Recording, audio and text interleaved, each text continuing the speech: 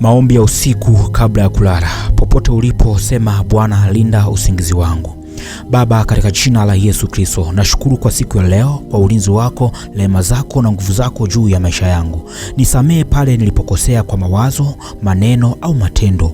Nitakase moyo wangu, roho yangu, mwili wangu, nyumba yangu na usingizi wangu kwa damu ya Yesu Kristo. Usiku huu najifunika mimi, familia yangu, kitanda changu na kila eneo la maisha yangu kwa damu ya Yesu Kristo. Nakataa kila hofu ya usiku, ndoto mbaya, mashambulizi ya gizani, kula ndotoni, kukimbizwa, kuibiwa, kurudi nyuma na kila nguvu ya giza inayotembea usiku. Neno lako linasema hutaogopa hofu ya usiku wala mishale irukayo mchana. Kwa neno hili ninatangaza sitaogopa hofu ya usiku, kila mshale wa giza, kila mlango wa adui, kila ndoto ya mateso na kila shambulizi linaloandaliwa dhidi yangu. Usiku wa leo navunja kwa jina la Yesu Kristo.